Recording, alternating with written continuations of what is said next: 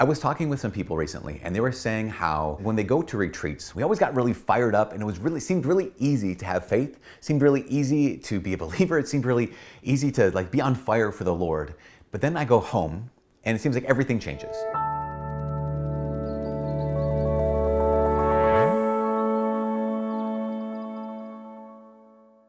Hi, my name is Father Mike Schmitz, and this is Ascension Presents. Why is it that it was so easy to be on fire there, and it's not easy to be on fire at home? Now, I thought, A, that's a great question. B, part of that is completely normal, right? It's people talk about the retreat high, which is fine. That can be a thing in many people's lives.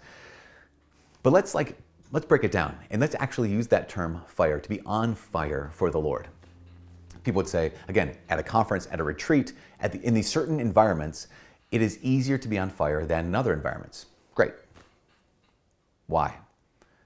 Well, if we look at this, there are certain environments that are what you might call oxygen-rich environments.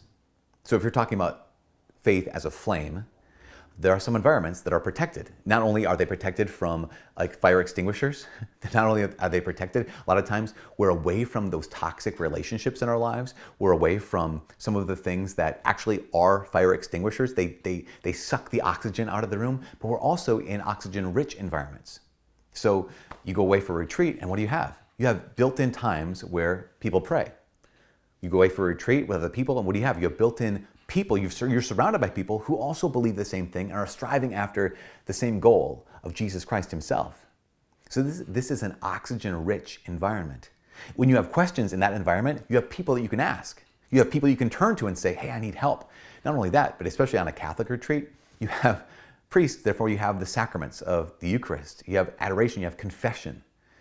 This is an oxygen-rich environment. And so we say, well, how come I had this retreat high? How come I was on fire there? Well, you're on fire there because you let yourself be on fire there. Not only did you let yourself be on fire there, but there was fuel for that fire. There was fuel for the flame there in terms of space for prayer, in terms of the sacraments, in terms of other people, in terms of the toxic things. The fire extinguishers were removed. You can bring that same kind of environment to your real life, to your ordinary life, to your Mondays, to your Wednesdays. How? Well, we know, first of all, that, okay, life is not a retreat. But we also know that if on retreat and I make time for prayer, that actually feeds my spiritual life. Okay, well then, how do I bring that time for prayer into my daily life? Because I need to have an oxygen-rich environment. I know that when I'm surrounded by people who are pursuing the Lord, that helps me. Well then, when I go back home, do I surround myself by people who are pursuing the Lord, or do I surround myself by fire extinguishers? Because that's a crazy thing. So many of us, even if we're not talking about deadly mortal sin as a part of our regular part of life, a lot of us are okay tolerating an oxygen deficient environment. A lot of us, we don't mind having just this low grade people around us. Maybe they're not the worst people, but they're not helping us.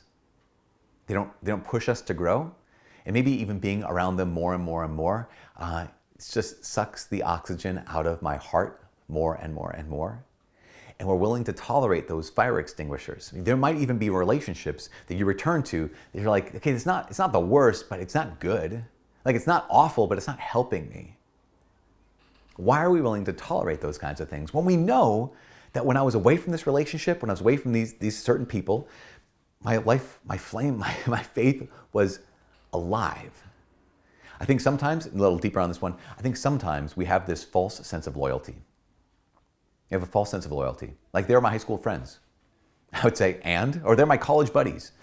So they're my coworkers. What do you owe them? The spiritual physics is such that it is easier to pull someone down than it is to lift someone up. And that's just the reality. That if someone, your friendship with them makes it so that you can't pursue the Lord, or your faith dies a little bit every time you're with them, on one hand you say, but I should be better than that, I should help them out. Maybe you should. But if you're not better than that, then you're that person who might be while they're drowning, you might have to keep one foot on shore to bring them to shore because you're not strong enough to swim out there and get them. We also sometimes, stay away from the sacraments. And we also don't necessarily have a place in our daily lives where we can ask those challenging questions. Where here I am, I'm being beaten up either emotionally or in my mind at big questions, but I don't know who to ask. Well, my guess is in your town, you probably have a priest. Hopefully he knows stuff. If not, maybe there's some religious sisters. Hopefully they know stuff. Maybe there's someone who's a director of religious education. Hopefully they know some stuff. But you seek those people out. Or if you had gone away for one of those retreats, or you had gone away to a conference or something like this, who are those people from that retreat, from that conference, that they were your go-to people when you had a question? Not just an intellectual question, but when you had a heart question. Who are those people that have earned your trust? That's the kind of environment that you and I need to take responsibility for creating in our own daily lives. It's not that life is a retreat. It's not. But the best retreats are ones that are full of an oxygen-rich environment. So I think the best lives are those that have created that for each person on a daily basis. You can maybe not overhaul your life in one day, but you can ask the question, what's one fire extinguisher that's in my life right now? And what do I need to do about it?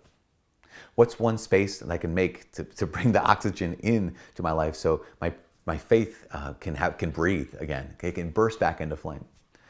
What are some of the steps that I need to take to get people around me, or maybe I can get around them as they're pursuing the Lord? And who is it that I can ask the hard questions of, so that when I'm down and out, when I am alone, when I'm lonely, when I'm struggling, I can reach out to them? Also, what are the daily mass times? What are the daily or weekly confession times? Because that's also a phenomenal place to start. Anyways, that's it. You can create an oxygen-rich environment in your daily life. Even if not overnight, you can do it. And I believe in you. For all of us here at Ascension Presents, my name is Father Mike. God bless.